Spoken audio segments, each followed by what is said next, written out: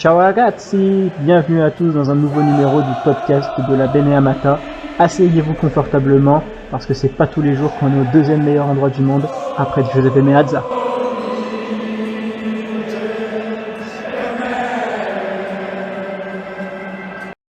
Bonjour à tous, on se retrouve dans un nouvel épisode du rétro de la Beneamata. Aujourd'hui, on va passer à l'épisode 2. Je vais vous présenter mon invité, Davy, supporter de la Roma, membre de Roma Locuta, c'est ça? Exactement. Salut à tous. C'est ça, Donc, Roma Locuta, ouais. Géré par Rabal, je pense que tout le monde connaît. à qui on passe le bonjour. C'est même Raval qui m'a conseillé de te contacter justement pour le podcast. C'est lui la référence pour les romanistes. Il m'a dit que tu étais la référence rétro de la Roma. Il t'a nommé comme ça. Oui, c'est ça. C'est moi qui fais figure d'historien des romanistes francophones. On peut dire ça comme ça. Alors, un romanista, un interiste, du rétro, ça veut dire qu'on va parler de la campagne UEFA 90-91. Donc, on va se replonger un peu dans le contexte. Alors, avant d'arriver à cette finale entre l'Inter et la Roma, quelques petites anecdotes. Alors, c'est la deuxième finale de la Roma, pardon. C'est également la deuxième finale consécutive entre clubs italiens après le Juve Fiorentina de la saison précédente. C'est la troisième UEFA gagnée de rang par les Italiens. Donc le Napoli qui avait gagné en 89, la Juve en 90 et donc l'Inter en 91. On vous disait dans le précédent podcast que la Coupe de l'UEFA, c'était un peu la mainmise des clubs italiens dans la décennie 90. Ça se confirme avec les 4 clubs italiens qualifiés qui iront minimum en quart de finale. C'est également le retour des clubs anglais en Coupe d'Europe depuis le drame du Heysel. Et pour finir, la Juve, qui était tenant du titre, ne défend pas sa C3, car suite à sa victoire en Coupe d'Italie, elle va en C2, donc c'est-à-dire la Coupe des Coupes. Bon, C'est ça, ouais. on a mis le contexte. Voilà, Donc, les clubs italiens, les années 90, la C3, tu en penses quoi? Alors écoute, pour moi j'ai trouvé que je trouve toujours d'ailleurs que c'est une coupe vraiment magnifique parce que c'est une coupe où il y a beaucoup d'équipes et puis souvent des équipes qu'on connaît pas. C'est une espèce de pluralité qui donne je trouve, cette richesse au foot. Après, c'est clair que pour les clubs italiens, comme tu as dit justement, ça a été vraiment les années 90, c'était l'âge d'or. Hein. Il y a eu beaucoup de succès, beaucoup de finales, même beaucoup de demi-finales, où il y a des clubs italiens. Alors, écoute, comme tu as dit justement, je vais peut-être redonner juste en 2-3 mots le contexte pour la Roma. Donc, comme tu as justement dit, c'était la deuxième finale européenne pour nous. Après celle de 84 en Ligue des Champions, enfin Coupe des Champions, comme on l'appelle, perdu au tir au but contre Liverpool. Alors, dans le compte. Pardon? À la maison, je pense, c'était au À stade Rome, c'était à Rome. Hein. Stade Olympico. Alors ça, je ne sais pas si c'était un avantage ou pas quand tu arrives au tir au but. J'ai un peu regardé justement dans le passé les clubs qui avaient joué une finale à domicile. Ça c'est bon, nous on aura la version UEFA 97 qu'on perd à la maison. Il y a le Sporting du Portugal qui doit perdre une UEFA aussi en accueillant le match à domicile. Ouais, je pense que accueillir la finale dans son stade, généralement, ça se passe Ça se passe pas toujours très bien. Après, comment dire, donc voilà, pour donner le contexte, donc nous on est dans l'ère Viola, donc le président, qui est quand même une des plus grandes, on va dire, décennies de l'histoire de la Roma. Donc on a gagné plusieurs Coupes d'Italie, cette finale, gagné un championnat, on a effleuré plusieurs autres qu'on ne gagne pas pour plusieurs raisons qu'on ne va pas épiloguer maintenant. Donc on arrive, ce que je veux dire, c'est que le contexte, on arrive à cette Coupe UEFA, on a l'entraîneur qui est là, c'est Ottavio Bianchi, donc a gagné quelques années avant le championnat avec Naples. Et puis parallèlement, on a ce parcours en Coupe d'Italie qui nous amènera jusqu'à la gagner, quoi, contre la Sampdoria qui va être le champion d'Italie de cette saison-là. Donc il y a beaucoup, beaucoup d'espoir et puis quelque part de volonté de bien faire parce que le dernier titre, il remonte à 86, je crois, en Coupe d'Italie. Il y a eu plusieurs bons résultats, plusieurs belles choses qui ont été faites, mais voilà, ma foi, il y avait le Milan, il y avait Naples, il y avait l'Inter qui ont pris le pas. Donc voilà, c'était tout ça pour donner le contexte que la Roma, quand elle entre dans cette compétition, ben, il y a beaucoup d'espoir au départ et puis ça va être une belle épopée, quoi. Bah, c'est surtout, on en parlait justement la dernière fois, c'est surtout qu'à l'époque-là, tu avais quand même 7-8 gros clubs italiens qui, qui pouvaient aller décrocher une C3, une C2. Tu parlais de la Sampdoria justement quand vous avez perdu la finale de Coppa, mais la Sampdoria à l'époque, c'est un gros Non, de mais nous, la. on avait gagné la Coupe, hein, on avait gagné la Ouais, Coupe. ouais. On a gagné. Mais je veux dire, la Sampdoria, voilà, elle venait d'être sacrée championne d'Italie, quoi. Puis d'ailleurs, l'année suivante, elle va en finale de Ligue des Champions. Donc, Ouais, c'est ça. Mais c'était une époque où la Serie A, il y avait 7-8 gros clubs qui se battaient tous les ans. C'était, les gens, comparé à la Serie A ah d'aujourd'hui, bah, elle était beaucoup c'est plus un peu, élevée, ça c'est clair. c'est un peu incompréhensible, mais ouais, le niveau de la Serie A à l'époque, c'était, je disais la dernière fois avec PM, le Laziale, que je salue, justement, la PL d'aujourd'hui, la Serie A des années 90, c'était même un ton au-dessus. Ben, on peut même dire sincèrement que la Serie A des années, on va dire, allez, de la fin des années 80 au début des années 2000, c'est la première ligue d'aujourd'hui, hein. C'est clair, hein. Je veux dire, il n'y avait pas beaucoup de rivaux et puis l'argent, il affluait là-bas. C'est quand tu vois les sponsors qu'il y avait. Toutes les stars étaient en Bah oui, Italie. non, mais sponsor égale star. Ouais, mais c'était ça. Et puis, bah, notamment, quand on regarde la Lazio qui a fait quand même des belles choses, et il y a le Parma qui a fait quand même aussi des belles choses. Donc voilà, on sent voilà, que ça confluait comme aujourd'hui, ben voilà, pour d'autres raisons, avec un autre système, mais que l'argent afflue en Angleterre aujourd'hui. Et voilà, oui, c'est clair qu'on peut dire qu'à cette époque-là, c'était vraiment ce qui se faisait de mieux qui se rencontrait. Oui, c'est vrai. C'est une époque où tu as eu 7-8 clubs qui ont moins été en finale, ils ont moins fait une finale européenne. Oui, c'est ça, c'est juste. Et puis, comme je te disais, je crois que c'est l'année suivante. Donc, l'année suivante, c'était le Turin, hein, je crois, qui était en finale. Ouais, le Torino. Torino. Puis, je crois qu'en demi-finale, il y avait le Genoa aussi, je crois. Ouais, le Genoa. Et puis, si je m'abuse, ou c'était cette saison-là qu'on parle maintenant, qu'il y avait aussi le Bologne. C'est cette saison qu'on parle maintenant?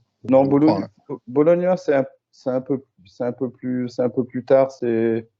Je crois que c'est la finale quand il y a. Non, je crois qu'ils y étaient aussi dans la 90-91. Je vais vérifier, il me semble.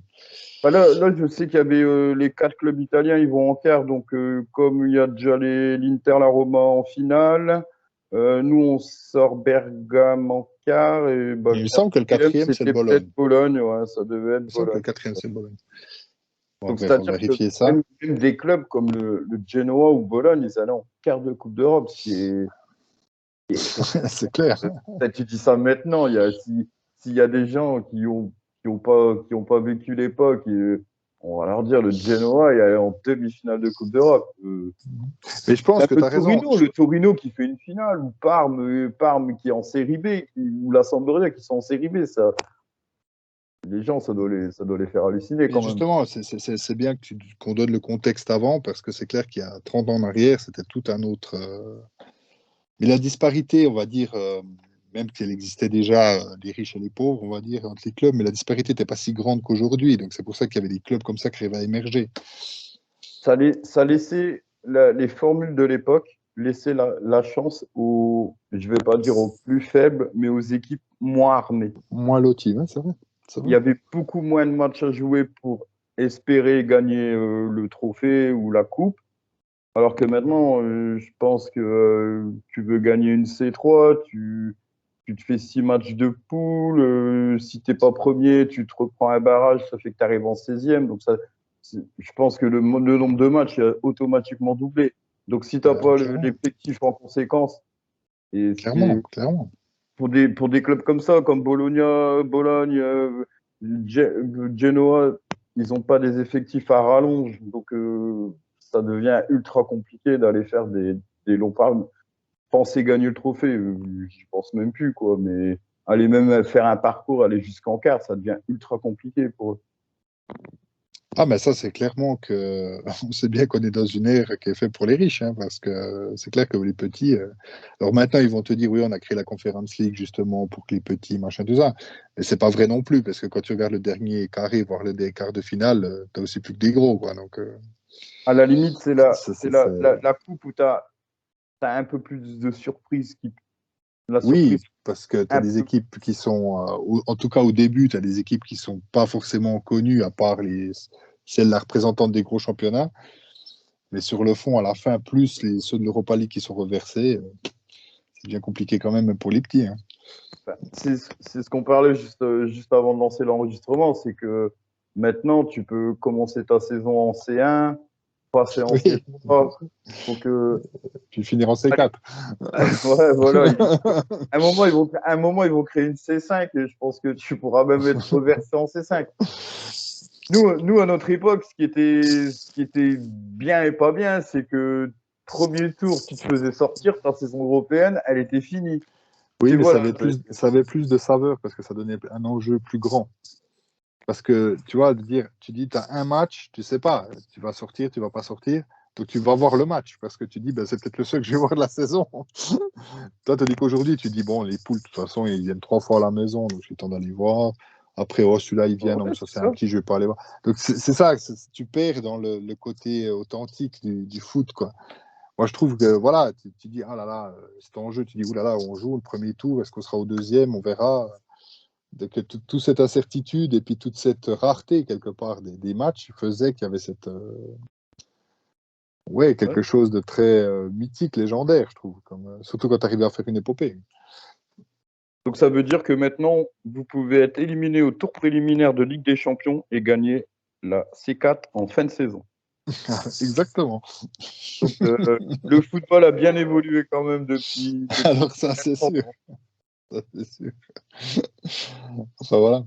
Bon, Alors, maintenant écoute, on a posé le contexte, le texte, voilà, c'est ça. C'est ça. donc Alors, bah, écoute, après le contexte football des années 90, il est quand même, il faudrait un podcast de une demi-journée pour en parler, je pense, parce qu'il y a ah, bah, clairement, il y a clairement. tellement de choses à dire sur l'époque. Non, mais c'est clair que pour ceux qui vont écouter ce podcast, c'est bien qu'ils aient quand même le contexte. Mais...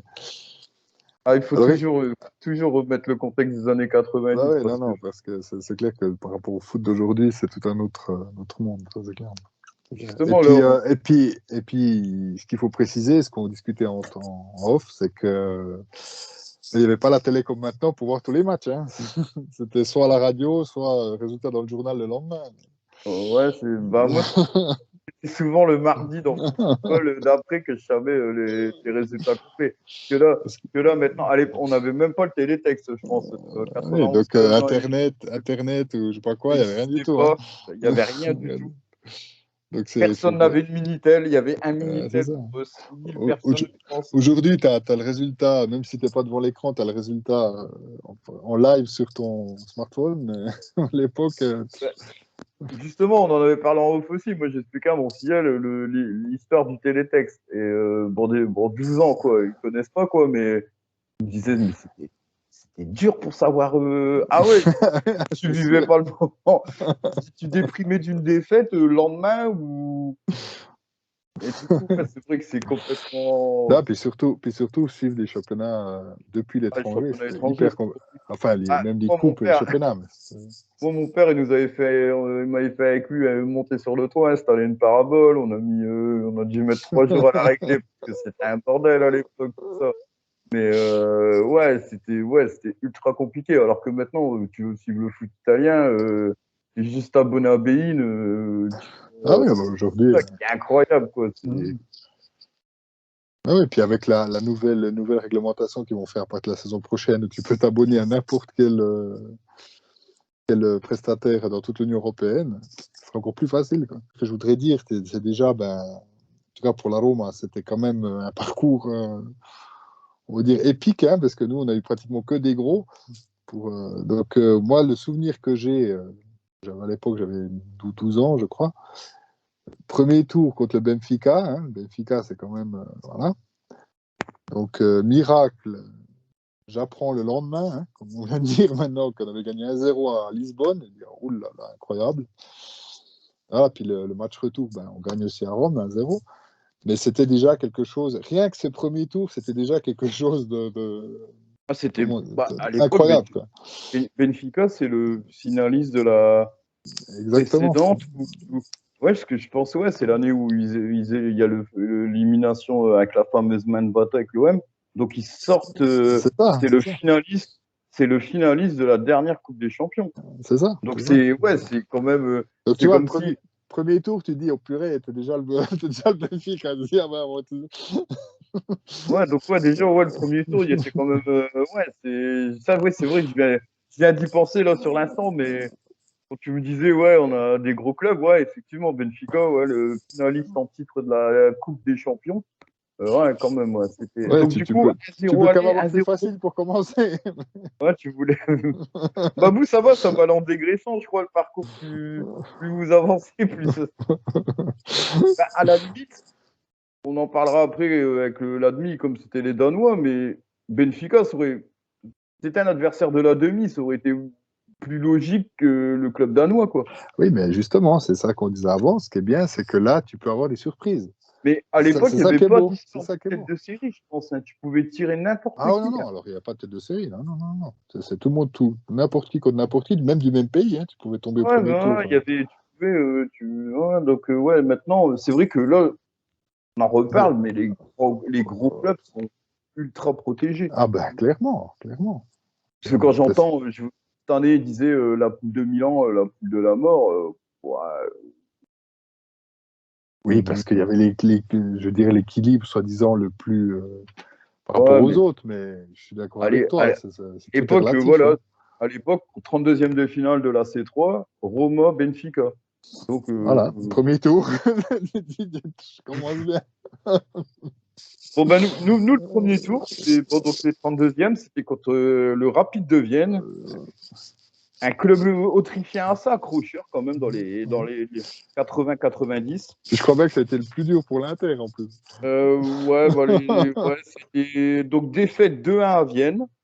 Retour à Meazza, victoire 2-1. Donc prolongation, victoire 3-1. Qualification, donc 4-3 sur l'ensemble des deux matchs. Donc vraiment, je crois même que c'était ultra compliqué. Mais c'est pareil, là, le Rapide de Vienne, pour les jeunes, ça ne veut plus trop rien dire. Mais à l'époque, je crois que c'était Anton. Il y avait un attaquant, il s'appelait Paul Ster, je crois qu'il jouait au Rapide. C'est juste. Hein. C'était un sacré client, quoi. À l'époque, c'était pas non plus. Dans les années 90, le football autrichien, c'était autre chose. Hein. Ils sortaient, ils avaient été à la Coupe du Monde en plus, je crois, en 90. En 90, c'était et ils avaient, c'était quand même c'était de l'allemand, je vais pas dire de l'allemand bas de gamme, quoi, mais c'était un club allemand, on va dire de l'allemand du second niveau, quoi. Puis ce qu'il faut dire, peut-être remettre le contexte pour les plus jeunes quand même, c'est qu'à l'époque, c'était 3 étrangers dans les clubs. C'était les joueurs du cru. C'était pas. On l'avait précisé la dernière fois. C'est pas 11 étrangers, quoi. Nous, c'était les 3 Allemands, souvent, les 3 étrangers. Breme, Matthaus et Klinsmann. Ouais. Non, mais pour dire, pour les équipes, c'était pas. Par rapport à aujourd'hui. Tu avais une base. Que ce soit l'Inter ou la Roma, tu avais quand même une base de 8 joueurs italiens. Oui, c'est ça. Et ce qui faisait aussi qu'à l'époque, c'est surtout que dans les années 90, on avait une plus forte équipe nationale parce que obligatoirement, les Italiens jouaient dans les grands clubs. Ce qui au jour d'aujourd'hui, tu prends Milan dans les années 80, ils ont les 3 Hollandais plus la moitié de l'équipe d'Italie. Aujourd'hui, Milan, il n'y a plus. Le seul étranger qu'ils ont, c'est Calabria, quoi. Donc. Ah oui, non, mais ça a complètement viré. Ça aussi, c'est pour le business, c'est pour faire des transferts, pour engraisser les agents. Tout ça, ok, mais en même temps, est-ce que le foot y a vraiment gagné? Je pense pas. Je pense Bon, pas non bah, plus. Je pense pas non comme tu plus. avais commencé avec les 32e et bah, le Roma Benfica, je te laisse continuer avec les 16e. Ouais, bah, le 16e, c'est aussi un gros client, hein. Je veux dire, nous, on a eu le Valence. Donc ça, Pareil, allez, ouais, c'était ça vraiment reste la grosse équipe, hein. Donc là, si je me souviens bien, euh, je crois qu'on a d'abord joué à Valence, il me semble. Et puis je crois qu'on fait match nul, ou bien on perd 1-0. Non, un match nul, on fait 1-1. Et puis après, retour, on gagne 2-1 à Rome. Mais là aussi, c'était couteau tiré, hein. C'était vraiment un gros client, quoi. le Valence de l'époque, on pourrait comparer ça à un Atlético de nos jours. Voilà, oui, Un exactement. bien chaud, une équipe pas facile à jouer, quoi. Ouais, ce serait, ouais, on Alors, pourrait clairement, comparer. hein. Mais c'est une Ouais, bonne comparaison, hein. C'est une bonne comparaison. ouais, le Valence, bah, c'est parce que là, Valence, c'est un petit peu redescendu dans la hiérarchie en Espagne, mais bon, ça reste quand même un club qui a Ouais, une coupe pas des mal quand même, hein. une UEFA, je crois. Ils ont, Ouais, oui, en début des années 2000, je crois. ouais, ouais, c'est une valeur sûre d'Espagne. Ah, bah, clairement, clairement. Donc pareil, qualification, À l'arrache, hein.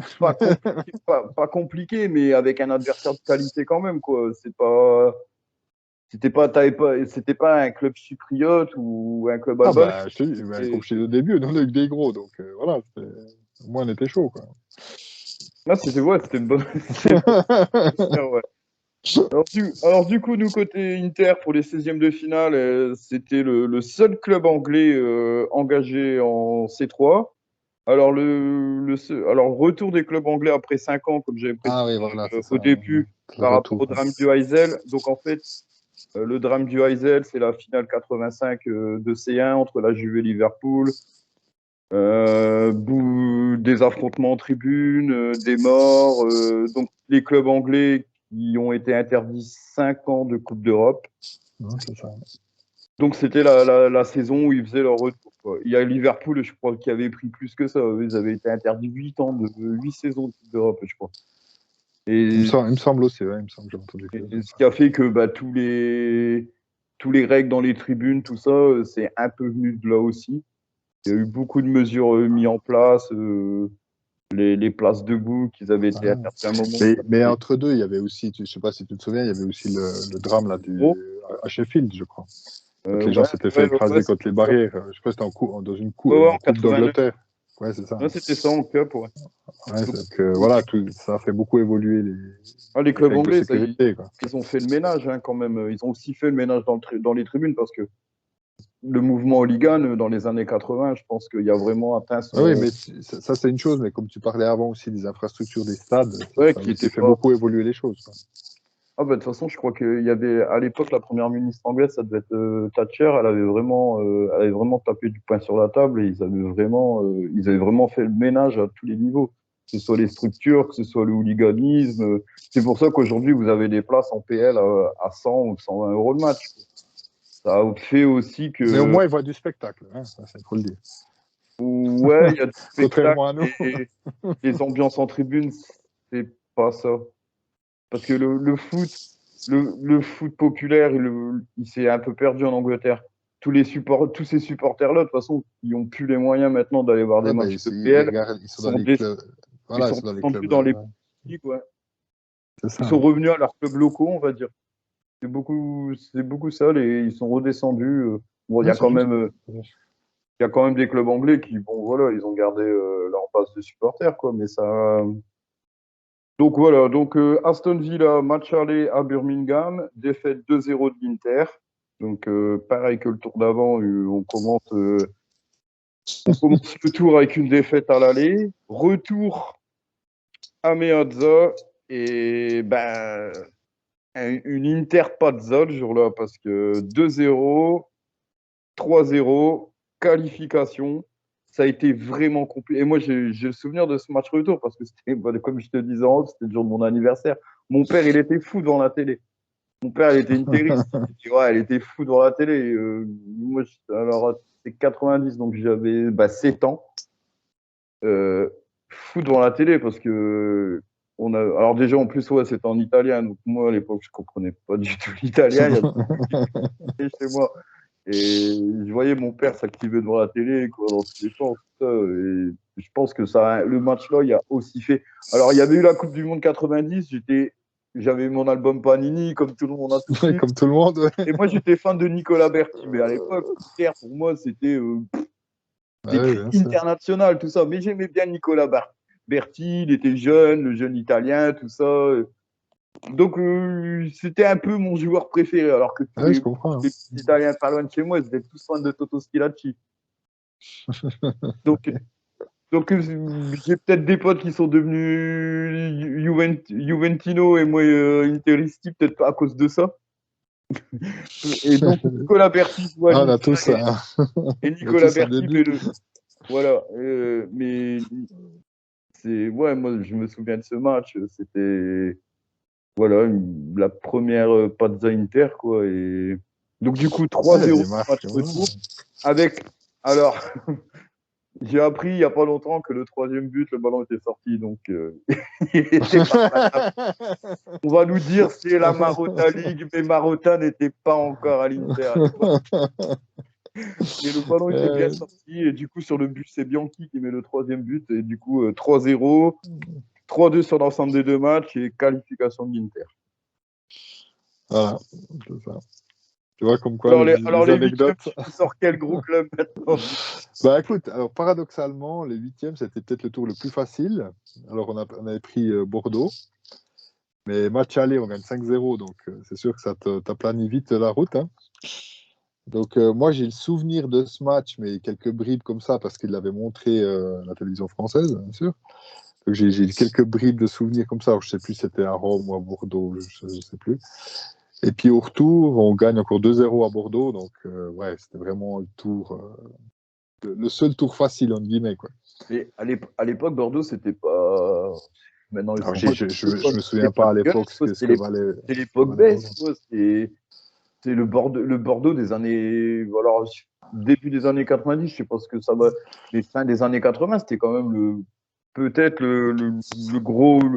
Tout le monde parle en C'est- France d'une c'est- rivalité c'est- au PSG, mais fin des années 80, début des 90, Alors 90, oui, je sais c'était que quand même Bordeaux a eu là. sa grande période, mais quand je sais pas assez, je connais pas assez le club hein, pour ça. Bon, après 5-0, 2-0, quoi. Ça a été, Oui, ouais, oui, c'était c'est vite classé, quoi. un tour sans trembler. Oui, c'était le seul. Ouais. Alors, du Enfin, coup, non. Ouais. Enfin, pour les huitièmes, nous aussi, on n'a pas trop tremblé. On a tiré le Partizan de Belgrade.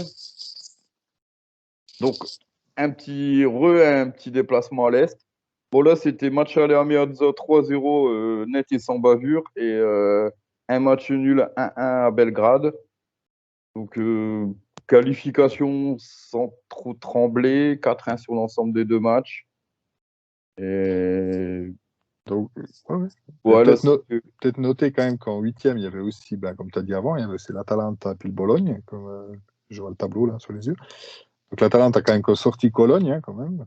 Et puis le Bologne qui sort la deuxième équipe de Vienne en perdant 3-0 à Vienne et en gagnant 3-0 à Bologne et en se qualifiant au tir au but. Les clubs contre les clubs italiens, ils ont dû. Ah oui. Non mais je précise parce que voilà, après on se retrouve en quart de finale avec 4 équipes italiennes. Donc ouais, c'est ce qu'on avait dit au début. Donc c'était bien Bologna, le quatrième C'est italien. ça, ouais, ouais c'est ça. Je le vois, je viens de le voir. À toi pour les quarts de finale, du coup. Alors bah nous, alors sur le papier, c'était quand même un gros, hein, parce qu'on a pris Anderlecht, donc c'était pas. Par contre, on va dire que là, ça a vite bien tourné parce que ben, gagner 3-0 à l'aller à Rome, ça a vite, comment on dit, facilité les choses. Puis après, on gagne encore 3-2 en Belgique. Donc, sur l'ensemble des deux, ça fait 6-2. Mais voilà, c'était. Une fois que tu connais le score, tu te dis, ouais, ben, finalement, c'était facile. Mais quand on a eu le tirage, tu te dis, purée, Anderlecht, ouais. Bah, surtout que Anderlecht de l'époque, c'est là aujourd'hui, les gens. Mais c'était un sacré morceau. Ah, bah, c'est le club le plus titré de Belgique. Hein, donc, Ils avaient. en tout cas, à l'époque, je dis, je sais pas. C'était quasiment une équipe. Je vais pas dire une équipe. C'était les deux tiers de l'équipe de Belgique qui jouait. Je saurais pas dire, mais en tout cas, c'était un Ouais, gros truc. il y avait quand même, ouais, parce que bah, moi j'ai un souvenir d'Anderlecht, peut-être les années d'après, en Coupe des Champions, Ligue des Champions, les premières versions, ils étaient quasiment là tous les ans. C'était une année Bruges Ah et oui, deux, ah, trois bien fois sûr. Oui. c'était Anderlecht qui était là. Donc, Ah non, mais ça, c'est sûr. c'était ouais, c'était pas un Donc, tirage. encore une fois, comme je te disais, c'est encore un tirage. Ouais, elle était pas, ouais, c'était vraiment pas évident, hein. C'est 30 ans après, même 32 ans après, Anderlecht, tout ça, mais c'est ouais, c'est vraiment se remettre dans le contexte de l'époque, que c'était des équipes pareilles. C'était ça, c'était 8 Ah oui, Belges, les 3 équilibres étaient étrangers, et différents, c'est du clair. coup, c'était vraiment des équipes compliquées à jouer, quoi. Mais encore une fois, c'est parce que quelque part, c'est des équipes qui regroupaient les meilleurs joueurs de leur pays, quoi. Bah, de toute façon, t'avais pas le choix. À l'époque, tu Ah oui, non, voulais mais c'est ça. Mais c'est pour avoir ça une que c'était équipe. des grosses équipes, quoi. Alors, les quarts de finale pour l'Inter. Alors, nous, c'est un club italien, justement, on parlait des 4 clubs italiens qui ont tous été en quart. Eh ben, nous, Les 4 on sur en a 8, c'était éliminé un. difficile. C'était même un derby, un petit derby de Lombardie. Parce que c'était contre. Ils ont la même couleur de maillot que nous, mais ils sont à Bergame. C'était l'Atalanta. Alors, match aller à Bergame 0-0. Match retour à Meazza 2-0. Euh, moi, le souvenir que j'ai, c'est qu'on n'avait pas trop tremblé. L'Atal- L'Atalanta, on voyait que ça arrivait en bout de course, quoi. Il y avait quand même une différence de niveau entre les deux équipes, mais ça montrait aussi qu'à l'époque, les clubs italiens pouvaient quand même aller faire des parcours, aller jusqu'en quart de finale, quoi, de ces trois. Une équipe comme on compare pas à l'Atalanta de maintenant qui joue le top 8, quoi. À l'époque, l'Atalanta, C'était une équipe qui faisait c'était un l'ascenseur. peu, ouais, voilà, c'était assez souvent, il y avait de temps en temps une petite saison en série B, quoi. Mais c'est Ça quand même à remontait. noter que l'année d'avant, ou 2 ans avant, ils étaient quand même arrivés en demi-finale de Coupe des Coupes, hein. Ah ouais, Donc, en Coupe d'Europe, c'était une équipe quand même. ouais. Après, ce qu'il faut dire, un truc, c'est que ce qui est paradoxal, c'est que souvent, tu as des équipes italiennes, quand elles se rencontrent, elles ont plus de mal que quand elles jouent contre des gros clubs étrangers.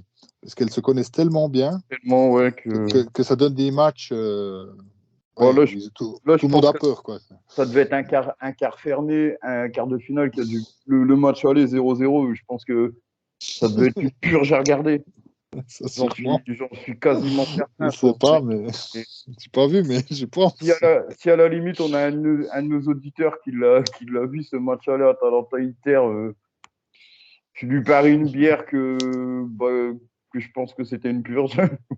Je sais pas si Pense c'était une purge, mais en tout cas, voilà, je pense ça ils ont devait être joué un match bien fermé, voilà, c'est bien, ça, ils ont joué les deux avec la peur, quoi. bien tactique à l'italienne.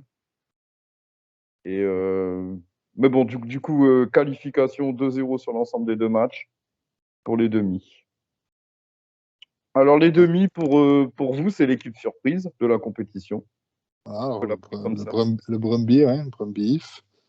Donc ça, c'était vraiment un match. Je me souviens encore, si tu veux, c'est une anecdote, mais donc le lendemain, hein, bien sûr, je me souviens que mon père, il me dit, alors j'ai vu les résultats des demi-finales de la Coupe UEFA, il n'y a pas eu de but. Je dis, ah ok, sur les deux matchs, il n'y a pas eu de but. Ouais, les deux Match, matchs allés, il y a eu deux 0-0. fois Ouais. 0-0. Donc du coup, bah, tu vois la pression que ça donnait pour le match retour. Et puis,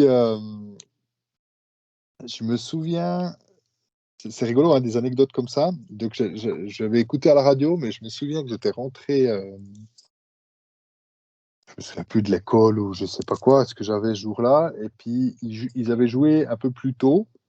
Ils n'avaient pas joué le soir, ils avaient joué, je crois, vers 18h ou 19h, quelque chose comme ça. Et puis, quand j'avais pris le match, il restait 10 minutes et puis ils étaient à 1. Je me disais, mais merde, on va pas aller en finale. Ah ouais, ouais, ça a vraiment été. Et puis après, il y avait une action de Littitel et puis de Fuller. Et puis voilà, puis je crois que c'est plus de tête comme ça, à 5-6 minutes de la fin, ils avaient réussi à marquer le 2-1. Mais je me souviens de ça parce que c'était quelque chose que j'avais entendu à la radio et puis c'était comme une libération. Tu sais, c'est quelque chose qui te marque, quoi. Puis tu dis, ah, tu vas en finale et tout, il y a un côté magique, quoi.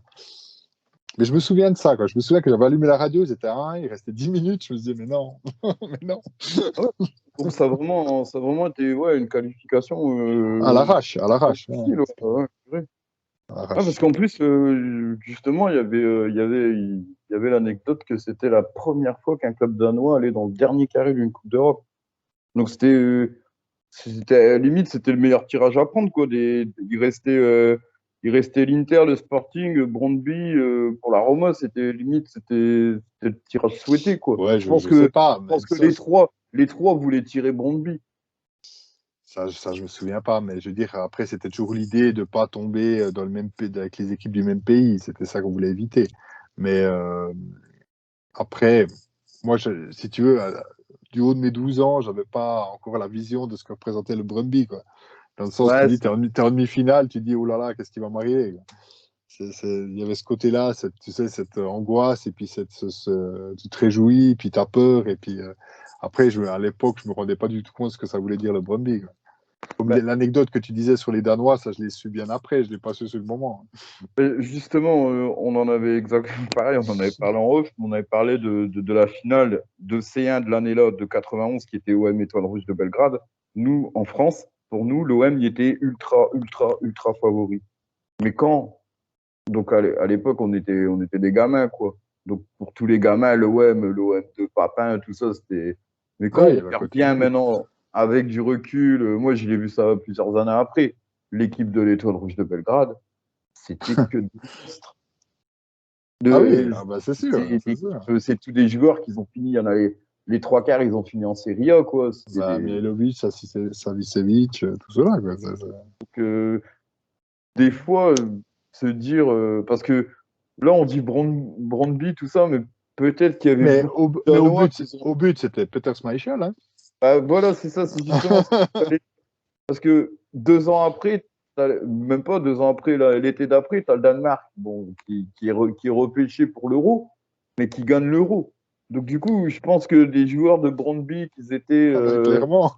ils devaient en avoir quelques-uns qui avaient fait cette demi-finale contre la Roma. Et je pense que la demi-finale contre la Roma, niveau expérience, elle a sûrement dû les aider pour leur parcours de l'Euro de l'année d'après.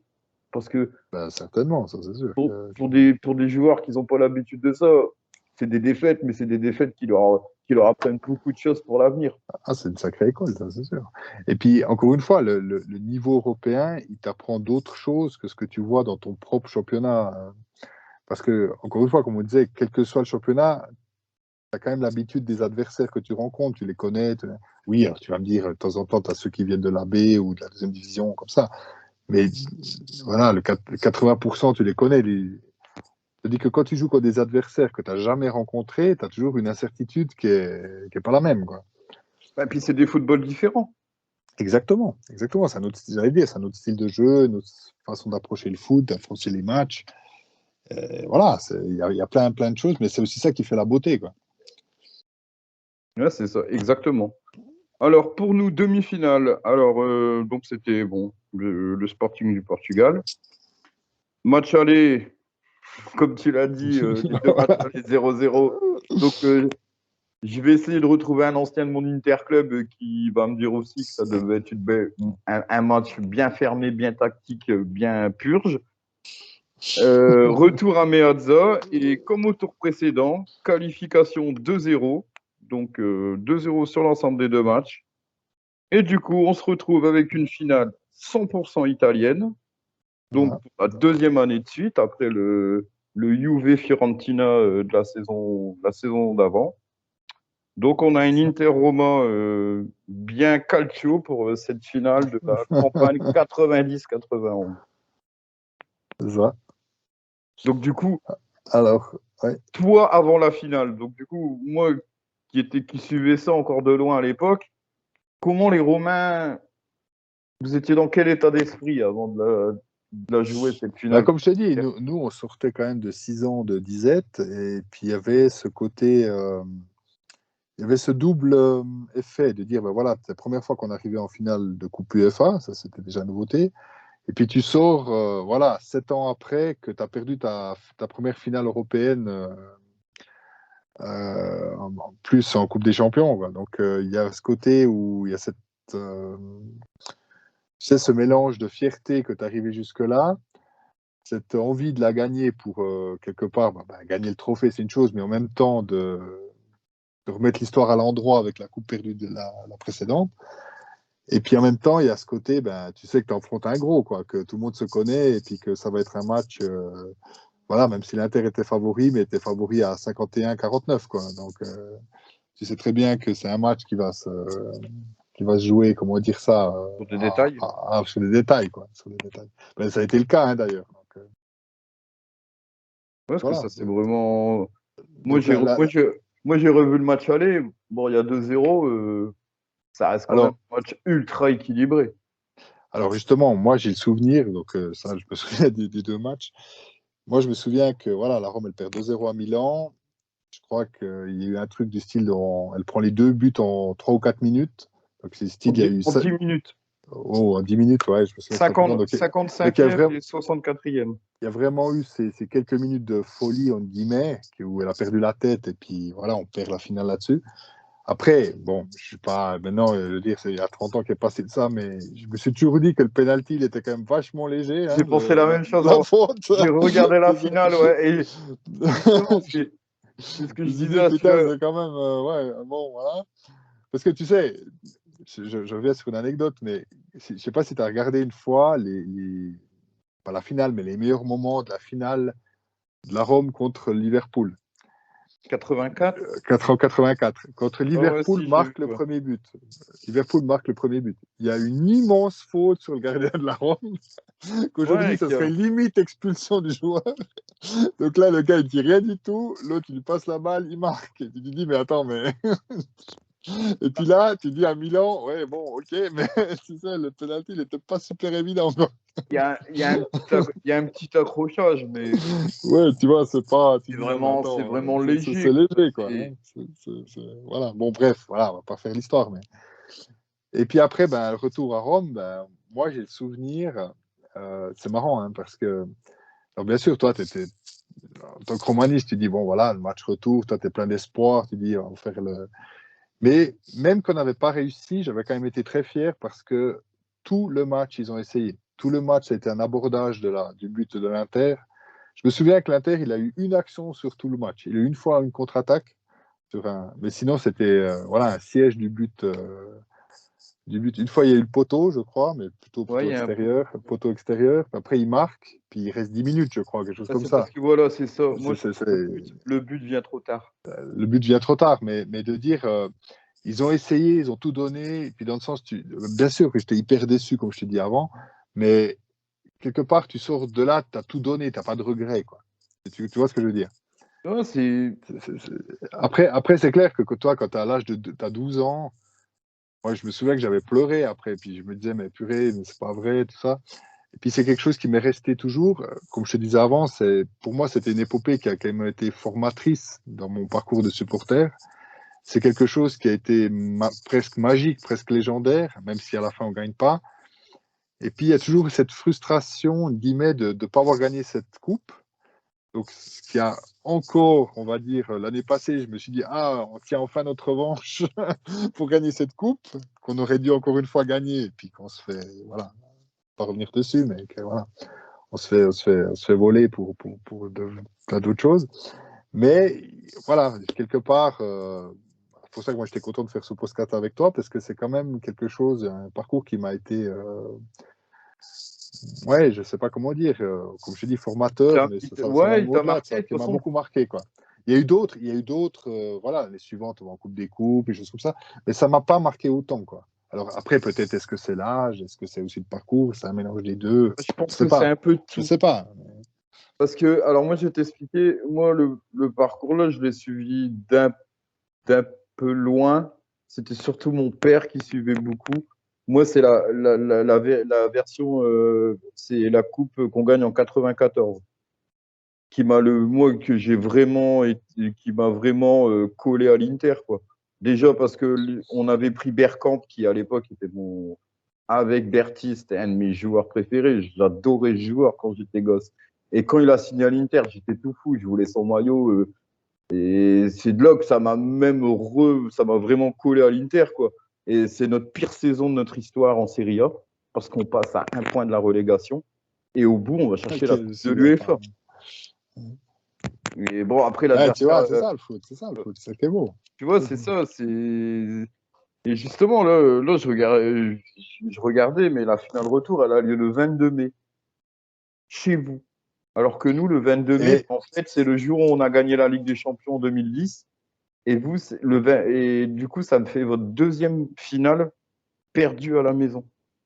Et je pense que pour les supporters romains ah oui, non, ça c'est clair. qui ont vécu les deux, Ah bah oui, ça c'est un drame, ça c'est clair, c'est un drame. ah bah, de toute façon, le gars qui le lendemain de cette finale, il était toujours amoureux de la Roma, il sera amoureux de la Roma toute sa vie. Oui, non, Parce mais que de toute perdre façon, deux finales à la maison, et c'est pour ça, c'est pour ça que après on peut dire oui, c'est pas la même coupe, tout ça, mais il y a 2 ans, quand on a gagné la Conference League, ça a été aussi une libération pour ça, parce que quelque part, c'était casser la malédiction. Et tu vois ce que je veux dire? D'arriver dans une finale européenne puis de la gagner, quoi. bah, après, moi, quand il y a des gens, ils font des différences entre les trophées et tout.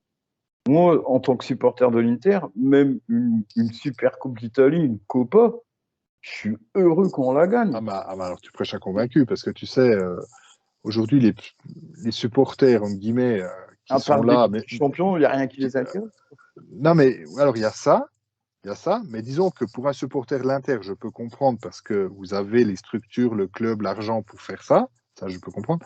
Mais quand j'entends ceux de la Roma qui parlent de Ligue des Champions, oui, on a un club qui peut aller en Ligue des Champions dans le sens de certaines saisons. On peut polémiquer sur plein de choses, sur ça. Mais disons, mais moi, je préfère aller en Europa League ou en Conference League et puis la gagner chaque année, puis ne jamais aller en Ligue des Champions. Parce qu'en tant que supporter, moi, ça ne m'intéresse pas la comptabilité du club. Moi, ce que je veux, c'est des trophées. Parce Exactement. que de toute façon, un On club se comme la Roma, souviendra que de ça. mais de toute façon, un club comme la Roma, tu vas en Ligue des Champions. Alors, peut-être ça fera un grand bien aux caisses, j'en sais rien, certainement. Mais pour faire quoi? Pour passer une poule et puis après sortir. Et après, l'année suivante, on recommence. Et à la fin, on gagne jamais rien, alors. C'est ça que ça veut dire. Eh ben, Moi, je trouve ça, qu'il y a un côté, il y a un côté tout à qui fait marche d'accord pas. avec toi. Moi, j'ai discuté d'ailleurs avec Rabal, mais avec d'autres. Moi, je veux dire, mais si chaque année, on va en Conference League, puis on la gagne chaque année, mais moi, ça me va. Hein. Il n'y a aucun problème, quoi. Il y a aucun problème. Parce que, Moi, tu vois, les mecs qui ouais. snobent, puis il y en a des mecs qui m'ont fait cette réflexion. Tu dis, mais tu préfères gagner, aller en Ligue des Champions, puis rien gagner, ou gagner la Conference League? Non, je préfère aller en Ligue des Champions. Donc, moi, j'arrive pas à comprendre ça. Moi, en tant que supporter, je suis pas comptable, et puis le lendemain, moi, je dois de toute façon aller travailler. Donc, moi, ce qui m'intéresse, c'est d'avoir des émotions. Le foot, c'est des émotions, c'est du rêve. Si tu commences à être juste sur la comptabilité, eh ben, écoute, Moi, ce que j'adore, c'est quand tu as la photo de toute l'équipe après le match avec le trophée. avec les trophées, ouais, Elles te c'est marquent. magique. Les images-là, elles te marquent toujours. Ah, mais clairement, clairement. Et Moi, puis, tu sais, je me suis déjà pris la tête avec des supporters de la Juve sur les réseaux sociaux, quoi. Qui me disaient, ouais, mais la Ligue des Champions, on a fait des finales. Ouais, mais tu veux garder quoi comme souvenir? Moi, je préfère nos 3C3 de la décennie 90 qui restent des moments de victoire. mais oui, il y a ça, et puis il y a ce côté de dire la Ligue des Champions, mais sur le fond, comme on a dit au début, aujourd'hui, la Ligue des Champions, c'est déjà une Super Ligue. Sur les 8 de quart de finale, 7, c'est toujours les mêmes chaque saison, ou pratiquement, quoi. Donc, quelque part, il n'y a aucune saveur de gagner cette coupe, parce que de toute façon, c'est une coupe qui est faite pour certains clubs. Elle est faite pour le Real. Tandis que, non, mais le Real, Non, mais quand tu regardes bien, Manchester, tout ce que tu veux, mais c'est toujours les mêmes à la fin. bah, Tandis c'est que quand tu as souvent. une C3 ou une C4, Ouais, tu sais pas. Et puis c'est ouvert, puis tu as une pluralité de clubs, et puis moi, je sais pas, moi, j'ai plus plaisir à regarder ça que regarder ces grands. Oui, mais bien sûr, la finale, la Ligue des Champions, tu regardes, ok, bien sûr. Mais les autres matchs, je me dis, mais j'ai déjà vu l'année passée, j'ai déjà vu l'année d'avant, j'ai déjà vu. Il y a une espèce en tout cas pour moi, c'est plus du tout attractif, quoi. Alors, je veux bien peut-être que les comptables des clubs, ils sont très contents parce qu'on va en Ligue des Champions, parce que les sous, ils rentrent, parce que ci, parce que ça. Ok, très bien. Je ne dis pas le contraire. Mais en tant que supporter, moi, je préfère nettement ce qui se passait en 90. Hein. Bah justement, moi j'ai un de mes meilleurs potes qui est supporter du PSG depuis les années 90. Il m'a dit j'ai plus eu d'émotions avec le PSG des années 90 quand on allait en demi-finale de C3, on gagne la C2, C2, on ils avaient fait la gagné, je crois. finale. Il me dit que maintenant, avec l'équipe du Qatar, où on nous annonce tous les ans favoris et tous les ans on va aller se casser la gueule en huitième ou en quart et limite à chaque fois on se fait humilier parce que c'est des défaites.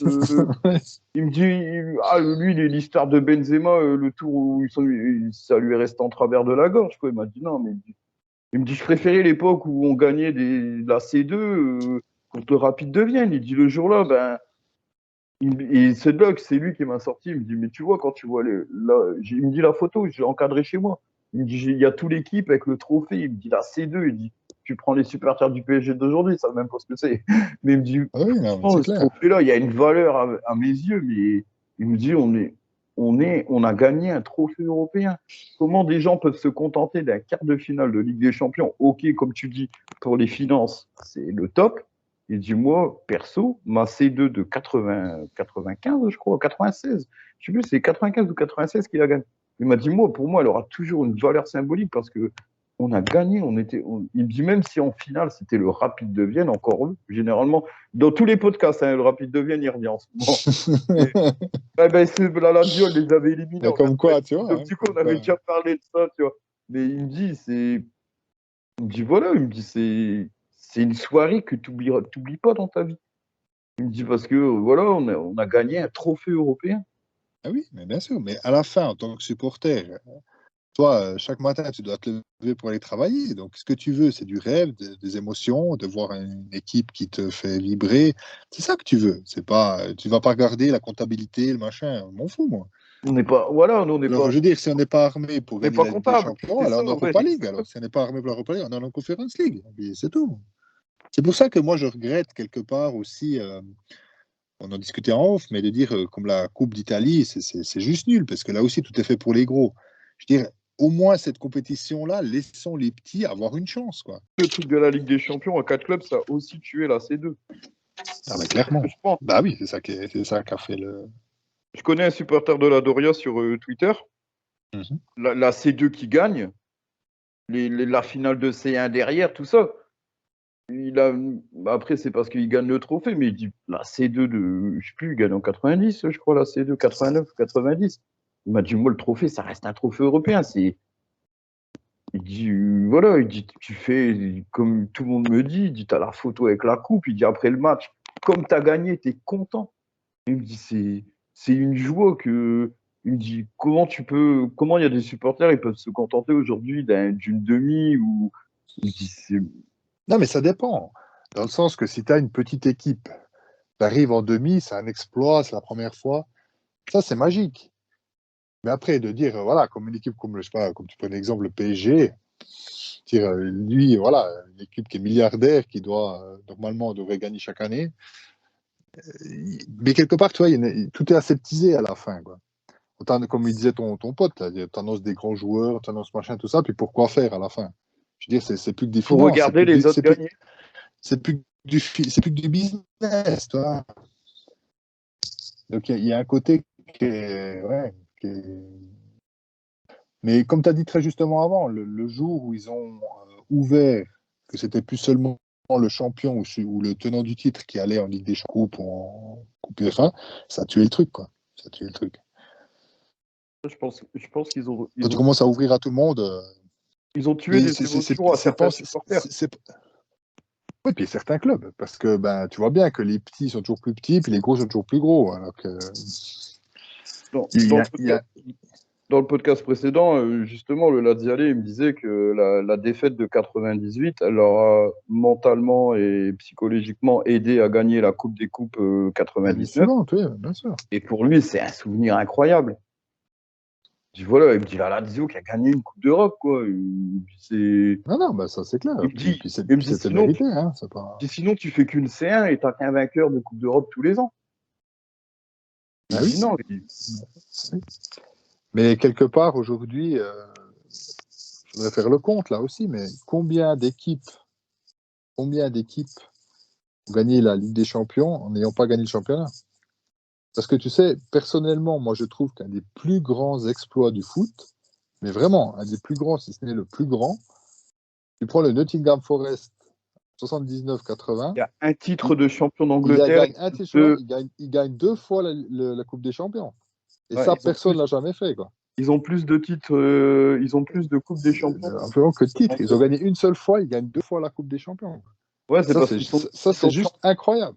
ils sont champions, ils vont en Coupe des Champions, ils la gagnent. Du coup, comme ils sont tenants du titre, ils sont Ils requalifiés reviennent, voilà. et ils la regagnent Ils encore la une fois. regagnent, hein. Donc, ils ont fait 3 éditions de Coupe des Champions et Ils ont gagné deux. en ayant gagné une seule fois le championnat, et puis ils ont gagné 2. Quoi. Ouais, c'est Donc, incroyable. ça, chapeau, quoi. Ouais, c'est pour ça, moi, quand il y a des supporters du PSG, nouvelle génération, bah, regardez un peu Nottingham Forest. Vous dites, vous êtes un grand club. Moi, perso, Nottingham, il est au-dessus de vous. Ah, Bah, ben, pourquoi? ça, c'est. Ils aiment pas que je leur dise ça. C'est sûr qu'aujourd'hui, Nottingham, voilà, c'est une équipe qui lutte pour pas descendre. Mais en termes d'historique, ça, c'est incroyable, quoi. C'est un club, pour moi, c'est un des plus grands exploits du foot, quoi. Je pense, ouais. Je pense que c'est l'un des plus, ouais, c'est même peut-être le plus gros parce que les gagner, puis surtout à l'époque, c'était aussi la fin 70, début 80, les Anglais en Coupe des Champions, c'était comme costaud entre Liverpool, Nottingham, c'était fou, c'était quand même compliqué d'aller, parce que je pense que l'année-là, ils ont Liverpool qui doit être champion d'Angleterre, tu batailles dans ton championnat, mais tu arrives quand même à aller regagner une Coupe des Champions 2 années de suite. Qui est... Ah ouais, non, mais c'est juste incroyable comme ils ont réussi à Bah, faire là. C'est un exploit. Bah justement, tu avais deux trophées à la suite. Après, tu as eu Milan qui l'a fait 89-90. Mais le record, il a tenu longtemps, parce que le Real, il a été en gagné 3, mais pendant une vingtaine d'années, personne n'arrivait à Ah aller. ben, clairement, Et, clairement. et depuis le Real qui l'a gagné 3 fois, City, cette année, je suis pas sûr qu'ils arrivent à faire le doublé. Hein. C'est pas... il y a possibilité qu'ils le font, mais c'est pas écrit d'avance, quoi, parce qu'il y a quand même de la concurrence. Ben, clairement, clairement. Mais bon, voilà, quoi. Voilà. Enfin, disons que pour le sujet du jour, c'était une belle aventure. Je pense que C'était la... ça a marqué beaucoup de supporters de la Roma comme toi qui ont vécu ça. Je pense que ça les a. Ah, mais tu sais, moi, Ça quand je les vais a à Rome, on gonflés. en parle, ceux de la génération, c'est toujours un truc qui ressort. C'est quand même quelque chose de. Il y en a qui me disent, ah, j'étais au stade, c'est un truc incroyable. Non, non, ça, c'est bien sûr pour tout le monde. Surtout que nous, après, comme je te disais avant, on est en fin de cycle avec le président Viola. Donc, on gagne encore cette coupe d'Italie. Je crois qu'il décède plus ou moins en même temps, je crois, ou juste avant. Après, c'est sa femme qui fait la transition, je crois, une saison, et puis après, elle vend. Donc, on a eu quelques soucis financiers, parce qu'on est plutôt des profiteurs que des présidents pendant quelques années. Et puis voilà, nous, on entre dans une période, où les années 90, on entre dans une période de disette, quoi. Hein.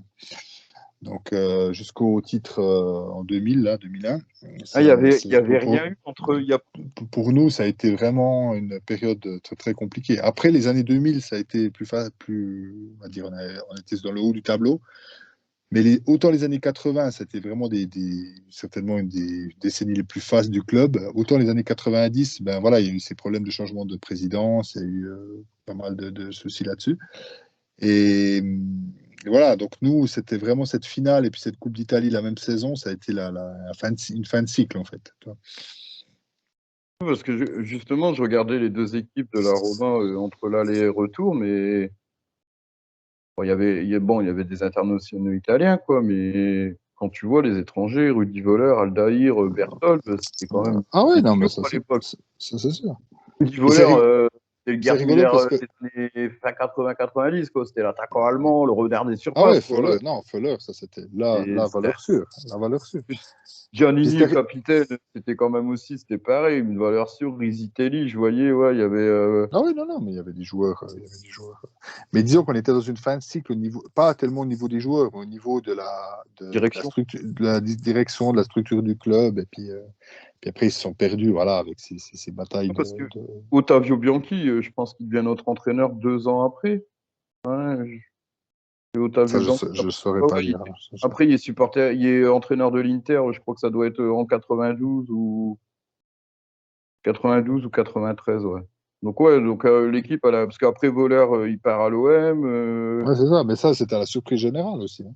Parce que l'année suivante, nous, en ayant gagné la Coupe, on va en Coupe des Coupes. Alors là, bien sûr que vu qu'on allait en finale, tu as les C'est gros promo. espoirs de revivre une épopée, une nouvelle épopée. Mais là, voilà, là, on s'est cassé les dents contre Monaco en quart de finale. C'est 0-0 à Rome puis 1-0 à Monaco. Mais bon, c'était 2 matchs pourris, quoi. Mais je me souviens de ça, mais En finale, on sait qu'il a perdu. Pardon? Monaco qui va en finale et qui l'a Qui va en perdu. finale contre un club allemand, je crois, hein. Ouais, contre le Werder de Brême. Werder de Brême, c'était, ouais, voilà. Mais, non, mais tout ça pour dire que, tu vois, quand on commence la Coupe des Coupes, toi, tu es 3 mois après la finale de Coupe UEFA, tu es plein d'espoir. Tu dis, ah, on va revivre une épopée et tout ça. Et voilà, bon, après, on est quand même arrivé en quart, mais je veux dire, c'était pas la même chose, c'est pas la même saveur, quoi. Il y avait l'espoir, mais. Donc après, il y a eu, donc du coup, après, il y a eu un trou de résultats à la Roma jusque. Ah bah après la Coupe d'Europe, nous, ça a été fini après, hein, parce que nous, ça a été. Comme on dit, on a été à Coupe UEFA, mais je veux dire, on n'a plus jamais réussi, on passait un tour ou deux, quoi. Puis une fois qu'on avait un gros, c'était fini, quoi. Ouais, donc ouais, l'épopée 91. Ouais, ouais, c'était vraiment quelque chose. Et puis tu vois, après, bon, voilà, il y a eu l'histoire du championnat en 2001, mais en Coupe d'Europe, on n'a jamais vraiment brillé jusqu'à la fin des années 2010, là, quand il y a eu cette fameuse demi-finale de Ligue des Champions et puis demi-finale de Coupe UEFA, enfin d'Europa League maintenant on dit, et puis ces deux finales ces 2 dernières années. Mais entre deux, il se passe presque 30 ans, quoi, toi. Donc, au niveau européen. C'est surtout que, ouais, puis je me souviens que moi, juste l'après Calciopoli, c'était vraiment, bah, le titre, c'était vraiment Inter-Roma, quoi, pendant quelques années. Ouais. Alors je me souviens, je crois que 2010, c'est vraiment, c'était vous les rivaux en championnat. ouais, bah, mais je me souviens, je crois, il y avait Spalletti sur le banc, je sais plus, c'était en 2007 ou 2008, que la Rome avait réussi à se hisser elle avait battu le Real Madrid, hein, et puis elle avait réussi à se hisser en quart de finale contre le Manchester United. Puis on avait gagné 2-1 à Rome, et puis on avait perdu ce fameux 7-1 là, au retour. Ouais. Mais là aussi, tu vois, c'était un truc incroyable parce que je me souviens, j'étais allé à Rome. Alors, moi, malheureusement, je n'avais pas trouvé de billet, mais la Rome, elle aurait pu gagner 5-1. Je dirais, Manchester, il marque sur son seul tir, il marque. En fait, ils auraient pu plier le match à l'aller. Et puis voilà, puis au retour, c'était le match, tu sais, comme des matchs, tu comprends rien. Chaque tir qu'ils faisaient les autres, ils marquaient, quoi. Voilà. Ouais, genre le Allemagne-Brésil de la Coupe du Mais Monde. au-delà de ça, déjà d'être arrivé jusque-là en Ligue des Champions, pour nous, c'était déjà beaucoup, hein. Déjà beaucoup. Il y a une année, vous sortez aussi Barça, quoi, avec un match incroyable Ouais, aussi. alors ça, c'était 10 ans plus tard. Mais tu sais, je te raconte aussi une anecdote, mais quand on joue contre le Barça, là, en 2018, je regarde le match aller, donc on perd 4-1. En plus, Dzeko qui marque tout à la fin, hein, juste, c'est vraiment le but de l'honneur, quoi. Qui finalement va faire la différence. Et je me suis dit, mais c'est pas vrai, quoi. Je dis, mais pour une fois qu'on est en quart de finale, on se prend de nouveau une tôle, on n'arrive jamais à faire un match correct quand on va à l'extérieur, quoi. C'est vraiment. Et puis, le match retour, je ne sais plus si c'était la semaine suivante ou 2 semaines après, je crois que c'était la semaine suivante, je crois. Donc j'étais en vacances en Italie, et puis je revenais à la maison en voiture, et je me suis dit, ouais, bon, de toute façon, je ne vais pas arriver pour le début du match à la maison. Je suis de toute façon, ils vont faire un 1 comme d'habitude. 4-1, tu te dis, ouais, il y a vraiment. Tu dis, de toute façon, on est déjà éliminé. Vraiment, je ne me suis pas du tout pressé pour arriver, rien, quoi. J'arrive à la maison, ils avaient déjà commencé depuis 20 minutes. J'allume la télé, gagné 1-0. Je dis, ah bon, ben, ok. marque le deuxième. Tu as commencé Puis à là, un peu puis là, plus tu- puis là, croire tout au d'un coup, tu deuxième, te je dis, pense. alors le troisième, mais je te promets, j'aurais pas parié 1 euro dessus, hein, vraiment Ouais, pas. je me Puis le doute. troisième, non, mais je me souviens, le troisième, tu sais, t'es là, puis tu dis, mais qu'est-ce qui se passe en fait là? Tu n'arrives même pas à y croire, quoi. Tellement, tu sais, tu avais déjà l'idée que de toute façon, tu es déjà dehors, quoi. Voilà, c'est aussi la beauté du foot, quoi. Ouais, c'est ça justement le foot. C'est- c'est- Regarde, là, on parlait l'Inter, les 2 premiers tours où tu perds à l'aller. J'imagine les supporters comment ils devaient être. Peut-être pas le Rapide, mais contre Aston Villa, parce qu'Aston Villa, j'avais regardé un peu l'équipe. Ouais, il y avait pas mal d'internationaux anglais, quoi. Je pense que le match Ouais, retour. ils étaient arrivés deuxième, je crois, au championnat. Ah ouais, ils étaient arrivés deuxième. Ils avaient David Ça. Platt, tout ça. Ils avaient quand même, ouais, c'était beaucoup d'internationaux anglais. Je pense qu'il n'y en a pas beaucoup qui, pareil, à part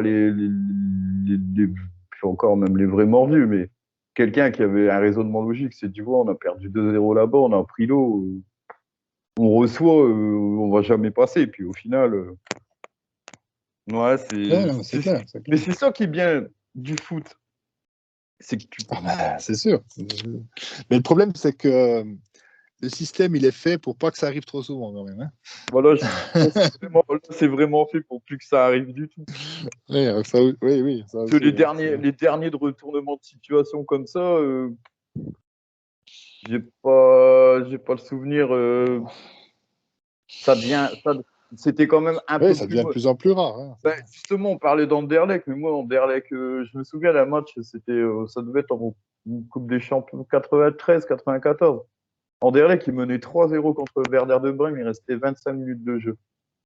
J'ai même regardé mon père, j'ai dit, ouais, c'est bon, ils ont gagné. Puis ils ont perdu 5-3. Tu vois, en Ah ouais, 25 minutes, ils se sont fait c'est sûr que. retourner par Brême. Donc, ça arrive, ouais, ça devient de moins en moins. Ouais, Ouais, ça ben, arrive vraiment de moins en moins, quoi. c'est clair, c'est clair. Bah, le foot business, je pense qu'il empêche tout ça.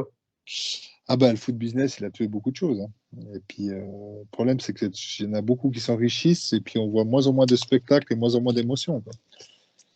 Ah ouais, bah c'est sûr. Tu sais, quand on disait avant, voilà, les années 90, c'était les années d'or du foot italien, et c'était vrai parce que tous les champions étaient en Italie. Mais aujourd'hui, si on prend vraiment le foot d'aujourd'hui, je ne sais pas si tu as déjà fait l'expérience, mais quand tu regardes un match de Premier League, mais je te parle même pas des gros, hein, je veux dire, tu vas regarder, je sais pas, un West Ham contre Nottingham Forest, puis après tu zappes, puis tu as un match, je sais pas, Bologne, je sais pas, Fiorentina par exemple, ben, tu te demandes si les mecs ils sont pas arrêtés, quoi. Tu te demandes si tu as, la touche ralentie qui est bloquée, quoi. Ouais, ouais, Tellement c'est tu as vrai. d'intensité de jeu, puis tellement en Italie, je sais pas, ils sont tout le temps arrêtés, les mecs, quoi. Ils sont tout le temps en train de Mais râler, tout le temps en train de le, machin, tout le le temps. pire en Italie, c'est que des fois, tu n'as même pas besoin. Souvent, les confrontations entre groupes, c'est des matchs fermés. Non, mais tout ça pour te dire qu'il y a un côté où il y a une espèce de. Le foot business, pourtant en Angleterre, ils gagnent beaucoup d'argent, mais il y a cette mentalité de dire un match, c'est un spectacle. Je sais pas si tu as déjà remarqué, l'arbitre, il siffle, le gars, il prend le ballon, il le pose, il va se replacer, puis on discute pas 3 heures. En Italie, le moindre truc, Oh, c'est L'Italie, discussion des heures, machin. c'est les spécialistes du Les discussion. mecs, ils marchent tout le match et puis ils sont fatigués. Puis... Donc, si tu veux, il y a une espèce de mentalité puis de culture et en Italie, on a perdu ce côté. Alors oui, on va me dire, ouais, en Italie, c'est hyper tactique et tout, mais c'est devenu tellement tactique que c'est devenu soporifique. Et il y a un côté où en fait, tu perds en qualité de spectacle, donc finalement, tu n'as plus envie de regarder. Tu comprends ce que je veux dire? C'est devenu comment dire ça, tu sais, l'attractivité du championnat italien, ben, on a bien vu la dernière fois qu'ils ont dû Gros droit renouveler de télé, les hein. droits, hein, les droits, c'est devenu quelque chose que les gens n'ont plus forcément envie de regarder, quoi. Bah, Tu vas regarder ton équipe parce que c'est ton équipe, mais je veux dire, de manière globale, moi, si j'arrive, je sais pas, le week-end et puis je tombe sur je sais pas moi, un Salernitana Empoli. non, non, c'est pas ça que je voulais dire, je sais pas, un Aston Villa contre, je sais pas moi, Bournemouth, ben, je regarde parce que tu dis, les mecs, ils sont à fond, ils sont de ça. Si je tombe sur Torino, je sais pas, Vérone, je zappe, hein. Je m'arrête même pas, quoi. Tu vois, c'est pas... Mais Tu disais, c'est la triste, c'est PL, mais triste à dire, hein, en, c'est triste en à dire. Allemagne, c'est un peu comme la PL, il y a beaucoup plus. L'intensité de jeu, hein. Ah ouais, c'est quand même un peu plus. Ça joue plus, quoi. Ça essaye de Est-ce jouer. qu'il y a une espèce d'amour du foot, d'amour du jeu? Tu comprends ce que je veux dire? De l'envie de vraiment donner. Tandis qu'en Italie, c'est tellement. Franchement, je te dis, plus on va En en avant, Italie, moi je Italie, regarde, quoi. en Italie, justement, on parlait de 3 télé, mais il y a beaucoup de choses qu'on peut changer. C'est, j'ai l'impression que notre football il est devenu arriéré. Ah ben C'est, complètement. Ah c'est ben beaucoup complètement. d'entraîneurs. Justement, vous aviez Mourinho, Mourinho, Allegri, ils étaient décriés parce que ça proposait pas de jeu. Mais c'est un peu de la culture italienne, Bon, tout ça. après, Mourinho, il a jamais Non, proposé de même pas jeu, l'Inter, il proposait rien. C'est parce que, ben, justement, ils sont tellement tacticiens que là, il y a le trop de tactique. Je pense qu'il tue le jeu. Ah oui, mais complètement. Mais disons Le- que avant, dans et les années regarde, 90, tu avais la allez, tactique, mais tu avais le talent avec. Puis tu avais ouais, que là, t'as l'envie, plein de talents. l'envie. Je te dis qu'aujourd'hui, tu n'as plus que la tactique, quoi. Le fameux Corto Muso, cher de l'Italie, on est en plein dedans quasiment en Serie A parce que tu prends un coach comme Allegri, il s'en fout que son équipe elle joue bien. Il sait pas. Ah oui, non, mais c'est clair. Moi, je vois les supporters francophones, ouais, mais c'est un terroriste. Il s'en fout, lui. Lui, son but, c'est de gagner des trophées. Et Mourinho, c'était pareil. Mourinho, son but, c'est d'aller gagner une Ah C4. oui, non, mais c'est clair, c'est clair. C'est pas de Ah ben eux, montrer ils sont pas là pour le spectacle, hein, ça c'est sûr. son Ça, c'est foot. sûr. Non, mais moi, je parle même pas des cas spéciaux comme ça. Moi, je te parle de manière globale. De manière globale. Dans le sens que tu t'ennuies en regardant les matchs. Tu ne parles pas de la Rome, de l'Inter, Milan, je sais pas quoi. Ok, tu as des cas comme ça, mais je veux dire, de manière globale, avant, dans les années 90, ou même jusqu'au milieu des années 2000, tu te dis, tu vas avoir un spectacle. Tu comprends ce que je veux dire? Tu as de l'émotion, du rêve. Là, Aujourd'hui, tu n'as plus rien de tout ça. c'est une bataille Aujourd'hui, d'échecs. voilà, c'est une bataille rangée, et puis c'est tout. Franchement, J'avance moi, je m'ennuie, quoi. j'avance mon pion, mais pas trop, de peur que l'adversaire il me déborde. Et puis, C'est c'est ça, c'est ça. c'est ça, C'est ça. c'est devenu trop tactique. Moi, je trouve que c'est devenu. Voilà, il n'y a pas d'intensité de jeu, il n'y a pas beaucoup d'envie, il y a pas. Les mecs, il faut vraiment qu'ils aient le dos au mur pour qu'ils te fassent un match. Voilà. Ouais. C'est devenu. Puis comme on disait au début de l'émission, tu as tellement de matchs, il y a tellement de trucs à voir qu'à la fin, tu n'as plus envie de regarder, quoi. Bah, maintenant, tu regardes, moi perso, bon, je regarde de temps en temps, j'aime bien quand même regarder ce que l'adversaire y fait. Donc, cette année, un peu Milan et la Juve, mais c'est pas des matchs que je vais suivre de la première à la 90e minute comme je vais suivre le match de l'Inter. Parce que déjà, mentalement, c'est supporter les matchs de l'Inter, tu vois, c'est dur Oui, dur. oui, non, bien sûr, bien Tu sûr. peux en plus te supporter le football de Pioli, le football d'Allegri. Putain, tu prends 3 matchs comme ça de 90 minutes, cerveau le week-end. Putain, lundi, t'es KO, quoi. Justement, Ça, c'est sûr. bah, tu vois que je vais plus facilement suivre 2 matchs de Bundesliga à la suite parce que ça reste quand même plaisant. Il y a quand même il y a de Bah, l'engagement. Ça refuse pas le foot. Après, c'est beaucoup. bah, T'as moins tu de prêches à quali- convaincu, hein, c'est t'as ce que moins de je te disais. qualité qu'en première ligue, mais tu vois que t'as l'envie quand même. T'as des Oui, oui, non, joueurs mais c'est clair, c'est clair. de Mais l'Italie. tu prêches à convaincu. Moi, je te dis, je peux te regarder 2 matchs de première Ah, ligue à la les deux suite matchs de Serie A, avec grand plaisir, hein. 2 matchs de Serie A à la suite, je peux pas.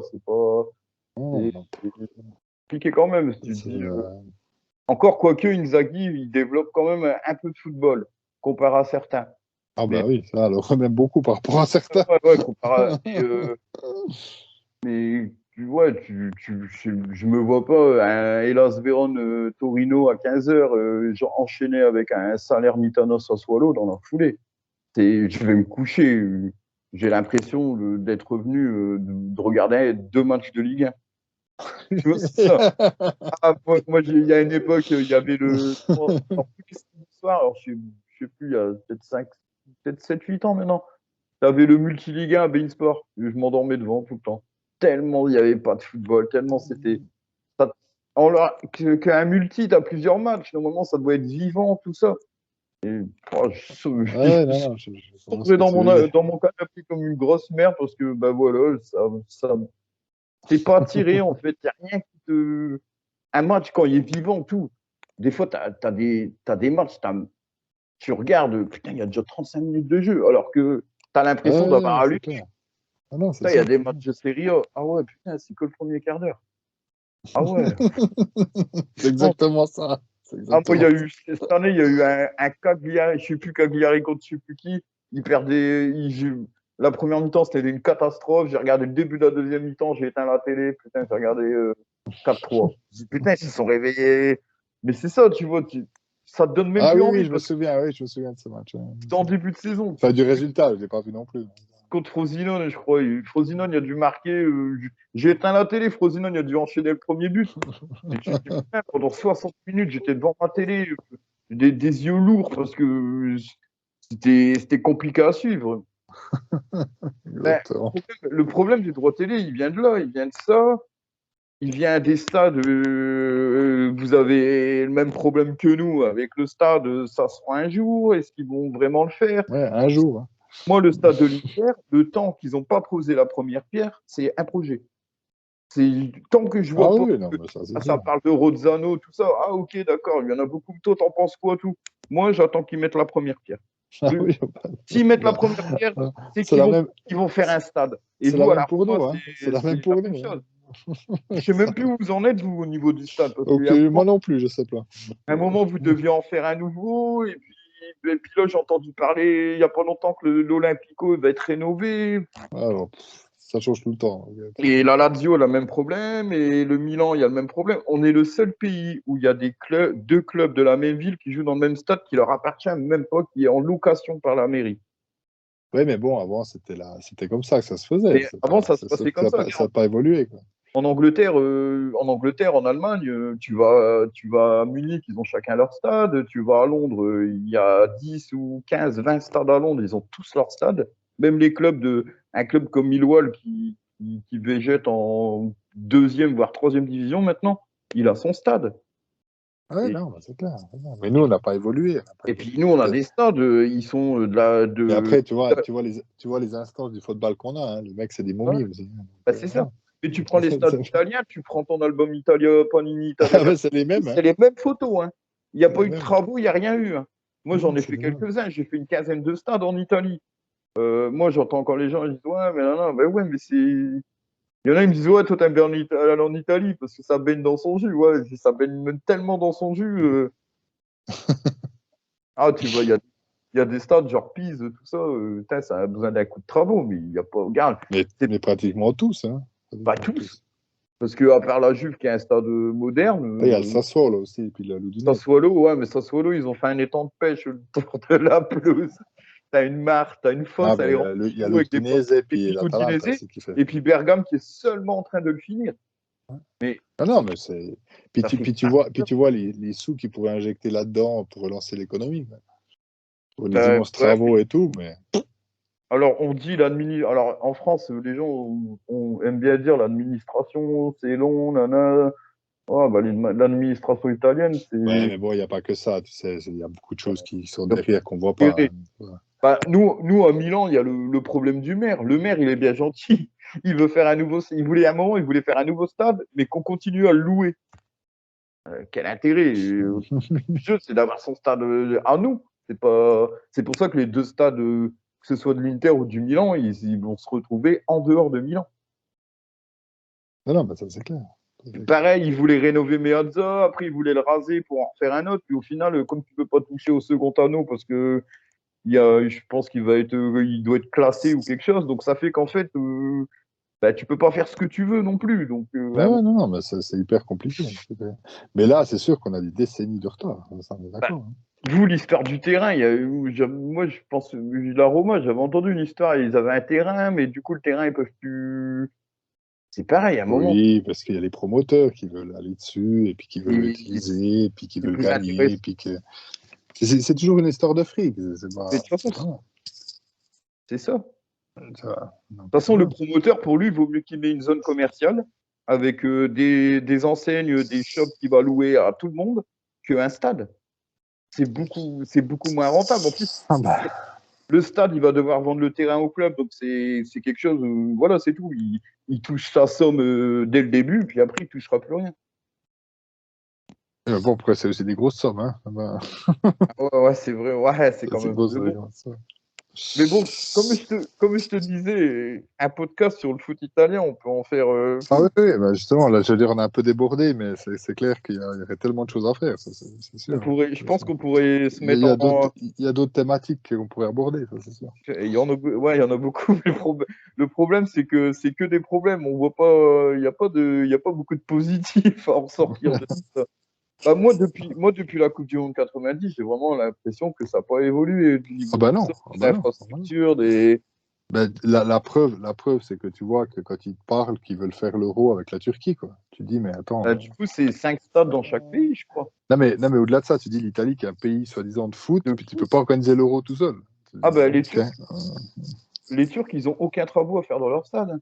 Ah oui, surtout neuf. 5 stades, ils ont juste à Istanbul, hein. Il y a pas besoin. Après, je pense ils vont en mettre un peu dans, parce il y a des grosses villes, mais juste à Istanbul, les 5 stades, ils les ont, hein. Ils se font, eux, leurs demi-euros, ils n'ont pas besoin d'aller plus loin qu'Istanbul, hein. Ça, c'est sûr. Mais d'ailleurs, ils auraient même pu le faire tout seul chez eux. Hein. Ouais, je pense. Après, le problème de l'Italie, c'est qu'en 2012, ils avaient l'occasion d'aller faire l'Euro.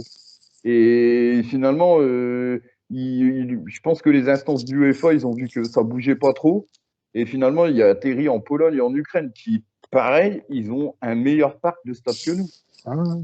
Ah, moi, j'habite dans le nord de la France et je vais souvent en Allemagne. J'ai la Ruhr à 200-250 km. Quand je vois les stades allemands, Ah oui, non, mais ça, c'est sûr. Hein. Ça, c'est sûr. je me dis, mais putain, Mais là encore, c'est culturel, hein, tu sais, il n'y a aucune volonté politique. Donc, après, je te dis, tous les représentants des différentes ligues, fédérations, machin, les mecs, ils ont 80 ans de moyenne. Donc voilà, hein. Les mecs, ils vivent sur un autre. Ils sont plus dans le cœur de l'action. ils sont encore dans les années 60. Bah oui, c'est ça. Pour eux, tout va bien. Hein. Pour eux, tout va bien. Bon, je crois qu'on a fait le tour. Hein. Je crois qu'on a fait plus que le Bon, tour. le tour. On a même fait un tour de beauté des stades italiens, tout ça. Voilà, c'est ça. Bon, bah, Davy, je te remercie beaucoup. Ben, merci à toi pour l'invitation. C'était un plaisir. Mais de C'était un rien, plaisir de parler de tout ça. c'était une belle discussion, bien intéressante. Donc, Voilà. alors, avant que Karim, notre CM, me tape sur les doigts, n'oubliez pas surtout de vous abonner à la chaîne YouTube, à la chaîne Spotify, de mettre les 5 étoiles parce que monsieur ne fait pas encore de quiz avec nous et il nous a dit que dès qu'il aura la note de 4,8, il fera un quiz. Donc, n'oubliez pas de mettre les 5 étoiles si vous voulez voir Karim sur un quiz. Merci Davy, merci. Et je remercie aussi Rabat qui m'a envoyé vers toi. Donc, vous pouvez également aller vous abonner Roma Locuta, c'est bien ça, Ouais. Sur sur la Insta, Twitter, tous les réseaux sociaux. Tous les réseaux sociaux. Je crois même que vous faites pas un live Insta le lundi, c'est ça? Il y a. Alors, ça marche comme ça. Donc, il y Tu a. peux faire ta pub, hein. Ouais, donc il y a Rabal qui gère Roma Locuta. Donc, lui, il fait des émissions spéciales sur la Rome. Et c'est les débriefs d'après-match. Voilà, il y a des émissions côté à l'actualité. Après, il y a une émission le lundi soir que maintenant on m'échappe, où c'est chacun peut prendre l'antenne pour discuter, des débats, discuter. Voilà, c'est tous les lundis. Et puis il y a encore le site internet francophone qui s'appelle Amoroma, qui est géré par Stéphane Audi, que je salue, qui donne toutes les informations qui sortent sur. Qui était venu en podcast aussi chez nous, qu'on avait fait, on avait fait un podcast. Voilà, toute la presse et puis toutes les qui seront en italien, elle les traduit en français pour les supporters francophones, pour ceux qui ne sont pas italophones en tout cas, et plus plein de petites choses, quoi. Donc voilà, c'est toute une équipe qui travaille Vous pour aviez la pas fait un communauté. voyage ensemble la saison dernière? L'année Ah, passée, on était allé au Derby. Ça Au mois devait de novembre. C'était se sympa retrouver parce comme que ça devait être sympa. c'est la première fois qu'on se rencontrait tous, toi, parce quelque part on se connaît parce qu'on se parle pratiquement toutes les semaines. Moi, s'était jamais rencontré physiquement, donc c'était très Ouais, intéressant. nous, c'est un peu comme chez nous, la Beneamata. On est neuf, mais on est deux du nord de la France. Il y a un Belge, trois Parisiens, un gars de Ah ouais, Saint-Étienne, c'est un ça. Bordelais. C'est pareil. on a le projet là aussi d'aller se faire le truc tous ensemble, le Non, match. il y a un côté qui était vraiment sympa. Et puis, bon, Sur- malheureusement, le derby s'est mal passé, mais Ouais, pour le reste, c'était super. Franchement, à part le match et puis le résultat, le reste, c'était vraiment un mais week-end magnifique. ça fait profiter ensemble comme ça, un bon moment. En plus, l'Italie, ce qui est top, c'est que pour aller manger, c'est le meilleur pays du monde. Ah oui, ça, c'est sûr. Ça, Non, franchement, non, vous mais je veux dire, éclatez. voilà, c'était vraiment une belle époque. D'ailleurs, je crois qu'il y a le projet qui voudrait retourner cette année, là, pour le derby du mois d'avril, je crois. Mais bon, vu ce qui se passe en ce moment, il y a moins d'enthousiasme. Ouais, mais bon. Vous étiez combien alors du coup Alors écoute, moi, le groupe où j'étais avec eux, on était une trentaine, je crois, et au total de tous ceux qui étaient venus, qui participent de loin ou pas, qui sont dans les, comment on dit, les followers comme ça, on était une cinquantaine, je crois, en tout. Quand même, bah, ouais, Donc, non, ouais, c'était une belle Rabal, hein, qui a beaucoup fait pour organiser, puis Stéphane aussi. Mais franchement, c'était un beau moment, ouais, vraiment. bah, Parce que tout le top, monde, alors. toi, t'as plein de gens qui arrivent de toute l'Europe, de C'est ça, tous les quatre coins, et chacun est différent, puis c'était pas mal. Après, après le match, on avait réservé un restaurant. Pour l'anecdote, on est sorti du stade, on n'a jamais trouvé de bus, de taxi, donc on est descendu tous à pied, on a fait, je crois, 1 heure et demie de marche. Mais c'est bien parce que ça nous a permis de décompresser, tu sais, c'est des souvenirs, tout ça. Et Ça reste toi, c'était souvenir magique. à vie. Après, on a arrivé, je sais plus, c'était que 10 heures ou 11 heures, je sais plus, on est sorti de là, c'était 2-3 heures du matin, c'était magnifique, quoi. Magnifique. Comme tu dis, Bah, voilà, les souvenirs. bah, de toute façon, c'est ça. C'est à la limite, la défaite dans le derby, c'est devenu, bah, je dis pas anecdotique parce que c'est toujours C'était le seul truc négatif du week-end. mais le truc qui vous restera, c'est que vous avez passé un moment ensemble. Ouais, non, mais ça. Après, bon, pas trop allongé, mais de dire, c'est aussi ça la beauté du foot, c'est que tu fais des belles rencontres, hein, et puis tu rencontres des gens, tu discutes, voilà. Au-delà de l'équipe, je veux dire, mais moi, je suis il y a ce partage. Moi, je suis dans un interclub en Belgique. J'étais avec eux. Au local, ils avaient fait la finale quand il y avait la finale de Ligue des Champions. Bon, il y avait un barbecue, il y avait une tombola, Ouais, c'est ça, c'est beau. On était plus d'une centaine. Il y avait des gamins avec leur maillot d'Inter qui avaient 6-7 ans, jusqu'au papy et à la mamie qui avaient plus de 70 ans. Ouais, mais c'est ça qui est beau. C'est ça qui est beau. Tout le monde parlait avec tout le monde. Il y avait des Belges. Bon, j'étais le seul Français, quoi. Mais c'est ça la grande force du foot. Et puis, on est beaucoup d'Italiens, mais on n'est pas tous du même côté de l'Italie. Donc, c'était pareil. Donc, c'était vraiment un moment de rencontre. Il y a eu la défaite, c'est tout. Mais à côté de ça, il y a eu le côté humain. Et le côté humain, quand même. Ça vaut tout, ça, c'est clair. C'est beau, les réseaux sociaux, parler, tout ça. Mais la rencontre en réel. 300% d'accord avec toi. La rencontre en réel, elle marque, je pense. Non, c'est clair. Bon, ben, comme on a fait la pub pour tout le monde, on Exactement. a tout bien expliqué. Bon, ben, je te remercie une deuxième fois, du coup. Et puis, ben, vive le foot, hein, comme on dit. C'est ça, vive le foot. Et puis, à une prochaine. Allez, plaisir. Ciao à tous. Ciao, ciao.